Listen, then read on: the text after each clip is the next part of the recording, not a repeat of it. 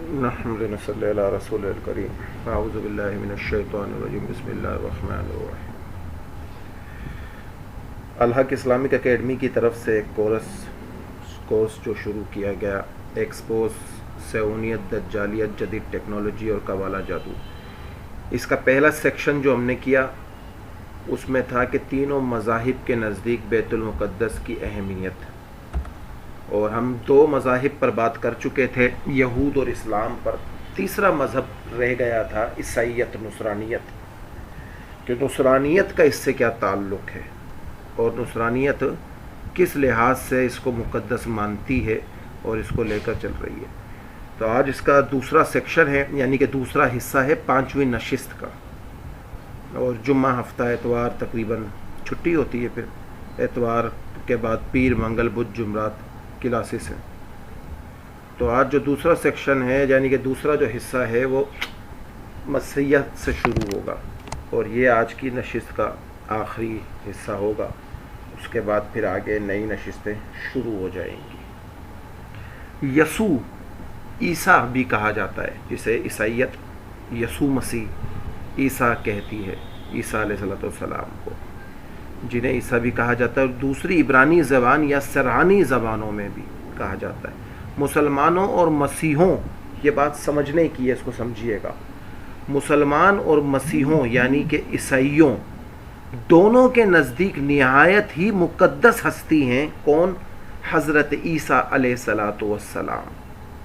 مسلمان ان کو اللہ کا برگزیدہ نبی اور معتبر اور عالی شان نبی مانتے ہیں، عیسیٰ کے نام سے پکارتے ہیں، روح اللہ کے نام سے جانتے ہیں، اور مسیحت جو دنیا کا سب سے بڑا، اس وقت کوانٹٹی کے لمٹ کے حساب سے سب سے بڑا مذہب بھی ہے۔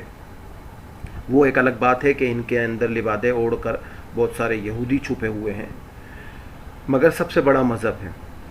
ان کی تثلیث کا ایک کردار ماننا ہے، اور خدا کا درجہ دیتے ہیں حضرت عیسیٰ کو، یعنی کہ عیسائیت کے اندر جو لوگ ہیں وہ حضرت عیسیٰ کو خدا کا درجہ دیتے ہیں اور تثلیث کا ایک کردار مانتا ہے اور خدا کا درجہ دیتے ہیں۔ اور مسیحیوں کے عقیدے کے مطابق وہ خدا کا نعوذ باللہ بیٹا ہے، مگر مسلمانوں کے مطابق اللہ یا خدا ایک ہے، اس کی کوئی اولاد یا شریک نہیں، جسے سورہ اخلاص میں اللہ نے ذکر کیا، قل هو اللہ احد پر، کہ آپ کہہ دیجئے نبی کہ اللہ ایک ہی ہے، اور وہ بے نیاز ہے، وہ نہ وہ کسی سے پیدا ہوا، نہ کوئی اس سے پیدا ہوا، اور کوئی اس کی برابری ہمسر والا نہیں۔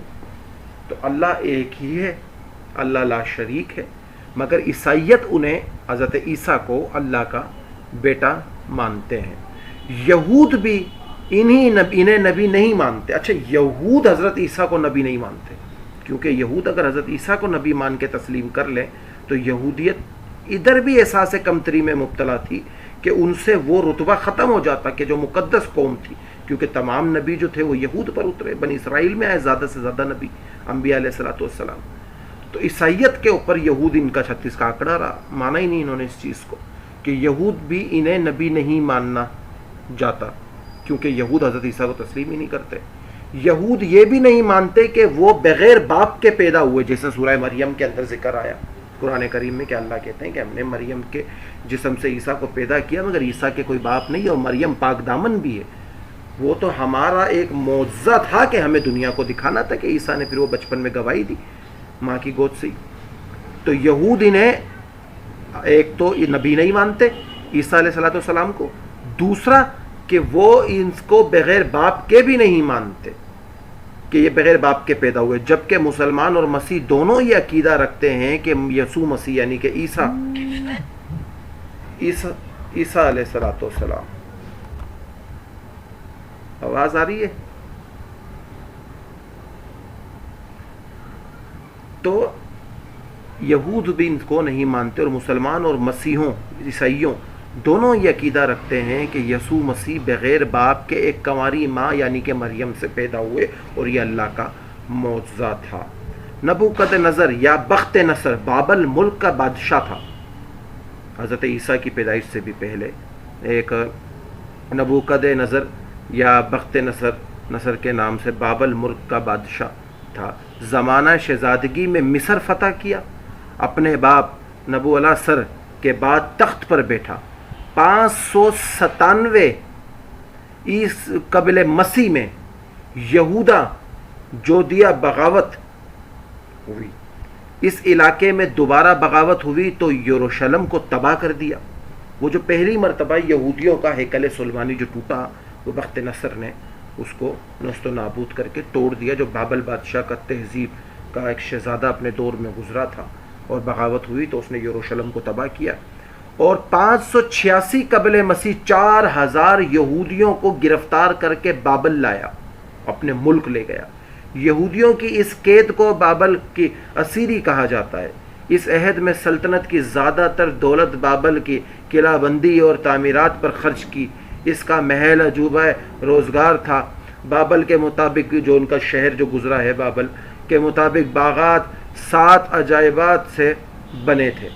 بابل علم، ادب اور تہذیب و اتحاد میں بہت بڑا مرکز تھا، ان کا بہت بڑا مرکز شمار کیا جاتا اس دور میں بخت نصر میں، اور بائبل میں اس کا ذکر نبوکد نظر کے نام سے بھی آیا ہے۔ بائبل مقدس جو عیسائیت کی اس وقت کی موجود کتاب ہے، جسے انجیل کہا جاتا ہے، حالانکہ اصل کتاب تو اپنی شکل میں موجود نہیں ہے، رد و بدل ہو چکا ہے، مگر جو بھی ان کے پاس بچی ہوئی ہے اس کے مطابق اس کا ذکر آتا ہے۔ بعض متقدین اور مورخین کے مطابق ان بنی اسرائیل کی تعداد 80,000 تھی جن کو قید کر کے لے جایا گیا، اور ان اسرین میں حضرت دانیال علیہ السلام بھی موجود تھے۔ جمہوربی کی حکومت ختم کر کے بادشاہ بننے کے بعد جب بخت نصر بیت المقدس پر حملہ کیا تو اس نے بیت المقدس کو مکمل اجاڑ دیا۔ حضرت سلیمان علیہ السلام کے بقایات کو لوٹ لیا، محلات کو تباہ کر دیا، ہیکل سلیمانی میں جو موجود کتب تھی ان کو جلا دیا۔ تو یہود آج تک جن کتابوں کو ڈھونڈ بھی رہے ہیں، جن صحیفوں کو، وہ حضرت سلیمان علیہ السلام کی صحیفوں کو، ان کی کتابوں کو ڈھونڈنے کی کوشش کر رہے ہیں، کہ یہود یہ سمجھتے ہیں کہ انہوں نے جو اپنی اسرائیلی روایتوں میں بہت ساری روایتیں من گھڑت گڑی ہوئی ہیں، کہ ان کے پاس ایک انگوٹھی تھی جس کے ذریعے اللہ نے ان کے تابع جنات کو کیے، جو اسرائیلی روایتوں میں آتا ہے۔ تو یہ بہت ساری ان چیزوں کو بھی ڈھونڈ رہے ہیں تبرکات کے طور پر، اور پوری دنیا میں آثار قدیمہ کے نام پر کام کر رہے ہیں۔ بہرحال اس نے سب کچھ جلا دیا، تورات کے اصلی نسخے بھی شامل تھے، اور انبیاء علیہ السلام کو قتل کیا، شہید کر دیا۔ تو رب تعالیٰ نے اس پر بخت نصر پر عذاب نازل کیا اور اس کی شکل اور صورت کو مسخ کر دیا۔ حضرت وہب بن مبینہ ہی فرماتے ہیں کہ بے شک بخت نصر کا چہرہ جو تھا، اس کا فیس جو تھا، وہ مسخ پہلے شیر کی شکل و صورت میں ہوا، پھر اسے شیر درندوں کا بادشاہ بن گیا، پھر بخت نصر کا سچ تبدیل ہوا، یعنی اللہ تعالیٰ نے اس کی شکل تبدیل کر دی اور گدھ کی شکل میں ہوا۔ پس گدھ پرندے کا بادشاہ گیا، اور پھر بخت نصر کا مسحور بیل کی شکل میں صورت میں ہونا، اور پھر اس کا بدلنا اور چوبایوں کی صورت میں اس کی شکل کا ہونا، مویشی بادشاہ بن گیا بخت نصر۔ یہ 7 سال تک ہوتا رہا اس کے چہرے کے ساتھ، اللہ کی طرف سے اس پہ جو عذاب رہا، اس کا دل انسان کا دل ہی رہا۔ اس وجہ سے بخت نصر تمام مسخ شدہ صورتوں میں بھی انسانی سوچ اور طرز عمل کو اپنائے رہا، حکومت کرتا رہا، اس وقت بھی اس کے پاس تھی۔ پھر اللہ تعالیٰ نے بخت نصر کو انسانی شکل عطا کر دی اور اس کی روح بھی لوٹا دی۔ صدی لکھتے ہیں کہ جب بخت نصر کو حق تعالیٰ شانو نے دوبارہ انسانی شکل عطا کی تو اس کی بادشاہت لوٹا دی۔ چنانچہ اس وقت بخت نصر کے نزدیک حضرت دانیال علیہ السلام ان کے ساتھی سب سے زیادہ باعزت تھے، جن کو بخت نصر نے اسرین اور بیت المقدس کے طور پر قید کر کے بابل عراق لے آیا تھا، کیونکہ یہودیوں کو اس قربت سے شدید حسد تھا۔ پس یہودی امر بخت نصر سے کہنے لگے، دانیال علیہ السلام جب پانی پی لیتے ہیں تو ان کا پیشاب پر سے اختیار ختم ہو جاتا ہے۔ یہ بات اس وقت بھی بہت آر معبود سمجھی جاتی تھی، اور بخت نصر نے جو تہذیب میں جس کو تباہ کرتے ہوئے بیت المقدس کو وہ آیا اور یہودیوں کو غلام بنایا، اس بات کو جاننے کے خاطر یہودی امرود حضرت دانیال علیہ السلام کی دعوت کی، پھر انہوں نے کھانا کھلایا، پانی دوسری طرف بخت نصر نے دربان کو حکم دیا کہ کھانا کھانے کے بعد حاضرین میں سے سب سے پہلے جو پیشاب کرنے کے لیے باہر نکلے گا اسے کہاڑیوں سے قتل کر دے، چاہے وہ پیشاب کرنے والا یہی کیوں نہ ہو، نہ کہے کہ بخت نصر ہوں میں۔ اگر جو کھانا کھانے کے بعد جب پیشاب کی حاجت اس سے ہو اور وہ جانے لگے تو اسے قتل کر دینا، اگر وہ یہی کیوں نہ کہے کہ وہ بخت نصر میں ہی ہوں تو بھی اسے قتل کر دینا، اسے چھوڑنا نہیں۔ تو اس نے کہا کہ تم جھوٹ بولتے ہو کیونکہ بخت نصر نے تیرے قتل کا حکم دے دیا۔ چنانچہ کھانا ختم ہوا تو سب حاضرین میں سخت بخت نصر پہلے پیشاب کی شدت کی وجہ سے بے قرار ہو کر سب سے پہلے کھڑا ہوا، جو اس کو اچانک ہی اتر آیا تھا، لہٰذا وہ باہر نکل گیا۔ دربار پر اس کی کم روشنی کی وجہ سے حملہ آور ہوئے اور بخت نصر بولا میں بخت نصر ہوں، کیونکہ اس نے یہ حکم دیا تھا کہ اگر وہ یہ خود بھی بولے کہ میں بخت نصر ہوں تو بھی اسے قتل کر دینا، کہ جو کھانا کھانے کے بعد پیشاب کرنے کے لیے حاجت کے لیے جائے۔ دربان نے بولا تو جھوٹ بولتا ہے، بادشاہ نے تو خود یہ حکم دیا ہے کہ چاہے میں ہی کیوں نہ بولے تو اسے قتل کر دینے کا حکم ہے، اور اسے کہاڑیاں کے وار کر دیے اور بخت نصر کو ہلاک ہو گیا۔ اور اس کی توحیدی ہونے کے متعلق وہب بن منبع فرماتے ہیں کہ بعض یہود نصرانی میں اختلاف پایا جاتا ہے کہ بخت نصر موت سے قبل ایمان لایا تھا یا نہیں۔ اچھا، ان میں دو جگہ پر دونوں مذہب میں اختلاف ہے، کچھ کہتے ہیں کہ وہ ایمان لے آیا تھا، کچھ کہتے ہیں وہ نہیں لایا تھا۔ اس دور کے ایمان کے مطابق جو اس دور کا ایمان تھا، ان کا جو اسلام اس دور کا تھا، تو یہود اور اس طرح نصرانیت میں اس چیز کا اختلاف رہا کہ وہ کہتے تھے کہ یہ ایمان لایا اور کوئی کہتے تھے نہیں لایا۔ مگر بعض یہودی علماء کہتے ہیں کہ اس نے انبیاء کو قتل شہید کیا اور بیت المقدس کو تباہ کیا، لہٰذا اللہ تعالیٰ اس کی توبہ قبول نہ کی اور وہ کافر ہی مرا۔ اچھا، یہ کوئی اگر پڑھنا چاہے تو حیات الحیوانات کے اندر پڑھ سکتا ہے۔ تو پہلی مرتبہ جس نے ہیکل سلیمانی یعنی کہ بیت المقدس کو مسمار کیا، گرایا، تو اسے تباہ کیا، یہودیوں کو غلام بنایا، تو پہلا دور ہوا وقت نصر میں، تو یہودیوں کا پہلا قبلہ ختم ہو گیا۔ سب سے پہلے اب تاریخ قدیم اس کی کیا ہے کہ سب سے پہلے حضرت ابراہیم علیہ السلام اور ان کے بھتیجے حضرت لوط علیہ السلام نے عراق سے بیت المقدس کی طرف ہجرت کی۔ 620 میں نبی کریم صلی اللہ علیہ وآلہ وسلم جبریل امین کی رہنمائی میں مکے سے بیت المقدس پہنچے اور معراج آسمانی کے لیے تشریف لے گئے، جس کا ہم نے شاید پہلی نشست میں ذکر بھی کیا تھا کہ وہ جو قرآن کی آیت بنی اسرائیل کی شروع کے اندر کے پاک ہے وہ ذات جو راتوں رات اپنے نبی کو حرم سے بیت المقدس تک اور پھر بیت المقدس سے سدرۃ المنتہا تک لے گیا۔ حضرت یعقوب علیہ السلام نے وحی الہی کے مطابق مسجد بیت المقدس میں مسجد اقصی کی بنیاد ڈالی اور اس کی وجہ سے بیت المقدس آباد ہوا، اور پھر عرصہ دراز تک حضرت سلیمان علیہ السلام 961 قبل مسیح کے حکم سے مسجد اور شہر کی تعمیرات میں تجویز دی گئی۔ اسی لیے یہودی مسجد بیت المقدس کو ہیکل سلیمانی کہتے ہیں، کہ جیسے جو ہم نے ذکر کیا تھا ایک چیز کا کہ حضرت یعقوب علیہ السلام کا وہ خواب تھا کہ اسے تعمیر کیا جائے، بانی بیت المقدس جنہیں کہا گیا، اور مگر وہ جنگوں کی وجہ سے انہیں ٹائم نہ مل سکا تو ان کے اس خواب کو ان کے بیٹے نے مکمل کیا، ہیکل سلیمانی کی تعمیر کی کہ اس کی چھتیں کیسے بنے کیا نہیں بنے، تو وہ ہم نے جو ذکر پہلی نشست میں کیا تھا۔ ہیکل سلیمانی اور بیت المقدس کو 586 قبل مسیح میں شاہ بابل عراق کے بخت نصر نے مسمار کر دیا تھا اور تقریباً 1,80,000 یہودیوں کو غلام بنا کر اپنے ساتھ عراق لے گیا۔ بیت المقدس کی اس دور بربادی میں حضرت عزیر علیہ السلام کا وہاں سے گزر ہوا۔ اچھا، یہ حضرت عزیر علیہ السلام وہ نبی ہیں جنہیں یہود اللہ کا بیٹا مانتے ہیں، عیسائی حضرت عیسیٰ کو مانتے ہیں، یہود حضرت عزیر کو مانتے ہیں۔ تو حضرت عزیر علیہ السلام کا وہاں سے گزر ہوا، انہوں نے اس شہر کو ویران دیکھا تو پایا، تعجب ظاہر کیا، کیا یہ شہر بھی کبھی آباد ہوگا؟ اس پر اللہ نے انہیں موت دے دی، اور جب وہ سو کر یعنی کئی سال تک انہیں سلا دیا حضرت عزیر علیہ السلام کو۔ یہ واقعہ آپ لوگوں نے سنا ہوگا، معرف القرآن کے اندر بھی یا قصص الانبیاء کے اندر بھی اس کا ذکر ہے، قصص القرآن کے اندر بھی اس کا ذکر حضرت عزیر علیہ السلام کے نیند کا، جیسے اصحاب کہف کا جو قصہ ہے وہ 309 سال لگ بھگ سونے کا، اسی طرح حضرت عزیر علیہ السلام کا بھی ایک قصہ ہے سونے کا، کہ جب انہوں نے کہا یہ شہر کبھی آباد ہوگا تو اللہ نے ان کو نیند دے دی، یعنی کہ موت دے دی، وہ سو گئے اور 100 سال بعد اٹھائے گئے۔ تو یہ دیکھ کر حیران ہو گئے کہ بیت المقدس پھر آباد ہو گیا اور رونقدار شہر بن گیا۔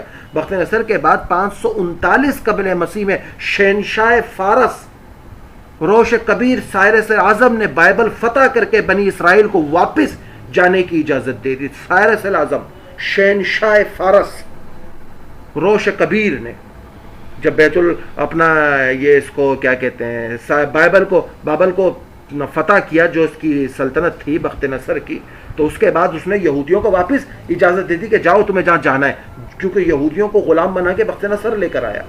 اور شہنشاہ فارس نے سائرس الاعظم جسے کہا جاتا ہے، اس نے جب بابل کی سلطنت کو فتح کیا تو بنی اسرائیلوں کو واپس جانے کی اجازت دے دی. یہودی حکمران ہیرودم اعظم کے زمانے میں یہودیوں نے بیت الاقدس شہر کو ہیکل سلیمانی پھر تعمیر کر لیے. یروشلم پر دوسری تباہی رومی، اچھا ان بخت نصر کے بعد جب ان کو سائرس الاعظم نے آزاد کیا کہ جاؤ تم اپنے واپس ملک چلے جاؤ، تمہیں جو غلام بنا کے لایا تھا، تو اس کے بعد کیا ہوا؟ اس کے بعد یہ ہوا کہ سائرس الاعظم نے جب انہیں آزاد کیا تو یہودی بنی اسرائیل جیسے جیسے کر کے واپس بنی اسرائیل ادھر پہنچ گئے اپنا یروشلم، اور انہوں نے جیسے جیسے کر کے پھر ہیکل سلیمانی کو دوسری بار تعمیر کر لیا یروشلم. دوسری تباہی رومی دور میں نازل ہوئی. رومی جنرل ٹائٹس جو رومی بادشاہ تھا، حضرت عیسیٰ جب دنیا میں آئے وہاں سے پھر آسمانوں کی طرف اٹھائے گئے، تو حضرت عیسیٰ کے دور کے بعد کی بات ہے کہ جب ٹائٹس جرنیل آیا 70 عیسوی میں یروشلم پر ہیکل سلیمانی دوسری مرتبہ مسمار کر دیا اس نے. قبل مسیح میں رومی شہنشاہ ہیلڈرن نے اور یہودیوں کو بیت المقدس اور فلسطین سے جلا وطن کر دیا. اچھا ادھر مین نقطہ ہے جس کو میں بیان کرنے کے لیے پورا قصہ میں نے یہ بیان کیا ہے. ایک تو نقطہ سب سے پہلا کیا تھا کہ عیسائیت کے لیے بیت المقدس اتنا مقدس کیوں ہے، اور دوسرا کہ اس قصے میں ہم بیان کیا کرنا چاہتے ہیں. تو جب ٹائٹس نے حملہ کیا اور یہودیوں کو جلا وطن کر دیا فلسطین سے، تو چوتھی صدی عیسوی 137 میں رومیوں نے مسیحیت قبول کر لی اور بیت الاقدس میں گرجا تعمیر کر لیے. پہلے ٹائٹس نے انہیں رومیوں نے وہاں سے نکالا اور فلسطین سے ان کو جلا وطن کر دیا کہ تمہارے یہاں رہنے کی اجازتیں نہیں ہیں اور تم یہاں سے فارغ ہو جاؤ یہاں سے، اور ان کو یہاں سے دستبردار کر دیا، چلے گئے. اب جب 137 میں رومیوں نے مسیحیت قبول کر لی، کیونکہ عیسائی اپنی محنت کرتے رہے، پھر جیسے انہوں نے اپنی مسیحیت قبول کر لی تو انہوں نے پھر بیت المقدس میں گرجا گھر بنا دیے، تعمیر کر دیے. اور اس کے بعد پہلی صلیبی جنگ کے موقع پر یورپی صلیبیوں نے بیت المقدس پر قبضہ کر کے 70,000 مسلمانوں کو شہید کر دیا. 1099 میں 1099 اور عیسوی میں اور 1187 عیسوی میں سلطان صلاح الدین ایوبی نے بیت المقدس کو عیسائیوں کے قبضے سے چھڑایا، جو نور الدین زنگی کا خواب تھا کہ بیت المقدس ہم کو آزاد کرنا ہے. جب انہوں نے 70,000 مسلمانوں کا خون بہا دیا تو اس کے بعد کیا ہوا، اور جو بڑی بیزنٹائن امپائرز ہو گئے، اور اس کے علاوہ بہت ساری جو امپائرز تھے ان کے ساتھ جو ایک جنگیں چلی آ رہی تھی، اور وہ صلیبی جنگیں جب عروج پکڑی تو پھر صلاح الدین ایوبی کا دور آیا اور اس نے انہیں جدید طریقے سے ان کو شکست دی اور وہاں سے بیت الاقدس کو انہوں نے آزاد کرایا. جدید تاریخ اور یہودی قبضہ. پہلی جنگ عظیم دسمبر 1907 کے دوران انگریزوں نے بیت الاقدس پر فلسطین پر قبضہ کر کے یہودیوں کو آباد ہونے کی اجازت دے دی. اب جب صلاح الدین ایوبی کا دور بھی چلا گیا، آہستہ آہستہ دنیا میں 1917 کا دور آیا. اچھا یہ وہی دور ہے کہ جب سلطنت عثمانیہ کے آخری بادشاہ دویم عبد الحمید کو ہٹانے کے لیے یہود نے اپنے سارے ہتھ کنڈے استعمال کیے کہ تم حضرت عمر کا وہ معاہدہ ختم کر دو کہ یہاں یہود اپنی جگہ نہیں خرید سکتے، تو ہم سلطنت عثمانیہ کو برقرار رکھیں گے اور رہتی دنیا تک سلطنت عثمانیہ برقرار رہے گی. مگر حضرت اپنا عبد الحمید دویم نے اپنی لاٹھی کو زمین پر مار کر کہا میں تمہیں اتنا سا بھی حصہ دینے کو تیار نہیں ہوں اس چیز کا. مگر تب انہوں نے دو ایسے بندوں کا انتخاب کیا جس میں ایک کا نام تھا اپنا مصطفیٰ کمال اتا ترک. یہ یہودی فری میسن دجالی خفیہ تنظیم کا ممبر تھا. اس نے پھر 10 سال کے 5 سال 7 سال کے عرصے کے اندر پوری سلطنت عثمانیہ کو اندر سے کھوکھلا کر کے فارغ کر دیا، اور ادھر پھر لبرل ترکی کی بنیاد رکھی گئی. یہ 1923 سے لے کر 1938 تک غالباً زندہ رہا اور ادھر کا وزیر اعظم بھی رہا، اور 1925 میں احمد نامی بندے کا انتخاب کیا اس نے، اور وہ فری میسن یعنی یہودی لباس پہن کر دنیا کے سامنے منظر عام پر آیا.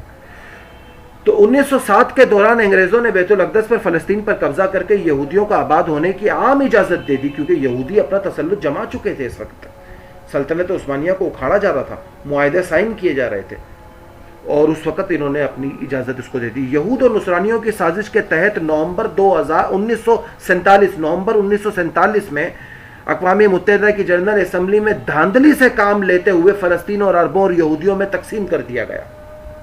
مگر 1947 میں اللہ نے ایک پلاننگ کی. قرآن کریم میں سورہ نمل میں ایک آیت آتی ہے نا جس کا مفہوم ہے کہ انہوں نے مکر کیا, اللہ کہتے ہیں ہم نے مکر کیا اور ہم ان سے بہتر مکر کرنے والے. انہوں نے سازش کی, ہم نے سازش کی اور ہم ان سے بہتر یعنی پلاننگ کرنے والے, تدبیر کرنے والے. انہوں نے تو سازش کی تھی یہودیوں اور ہم نے پلاننگ کی اور ہم ان سے بہتر پلاننگ کرنے والے تھے. تو اللہ اس وقت 1947 میں روح زمین کا اوپر ایک ایسا خطہ کے اندر ایک ایسا ملک وجود میں لے آیا تھا کہ جس کا نام ملک پاکستان تھا. اصغر سودائی نے جس کا نعرہ پاکستان کا مطلب کیا, لا الہ الا اللہ کے نام سے لگایا. 1947 میں پاکستان کو اللہ نے اس دنیا کے اندر پیدا فرمایا اور کئی لوگوں نے اس کے لیے جانیں دی. اور 1947 میں ہی اقوام متحدہ کی اس جنرل اسمبلی نے دھاندلی سے کام لیتے ہوئے فلسطین اور عربوں اور یہودیوں کے درمیان تقسیم کر دیا. اور جب 14 مئی 1948 کو یہودیوں نے اسرائیل کے قیام کا اعلان کر دیا تو پہلی عرب اسرائیل جنگ چھڑ گئی. اس جنگ کے نتیجے میں اسرائیل فلسطینیوں کے 78% حصے پر رقبے پر قابض ہو گئے. مگر اس سے ایک سال پہلے پاکستان کو اللہ نے پیدا کر دیا کہ پاکستان وہ واحد ملک ہے جو ان کو منہ دے سکتا ہے, اور پاکستان کا ہی ڈر ان کے دلوں میں بٹھا دیا اللہ سبحانہ و تعالیٰ نے اور اسے برقرار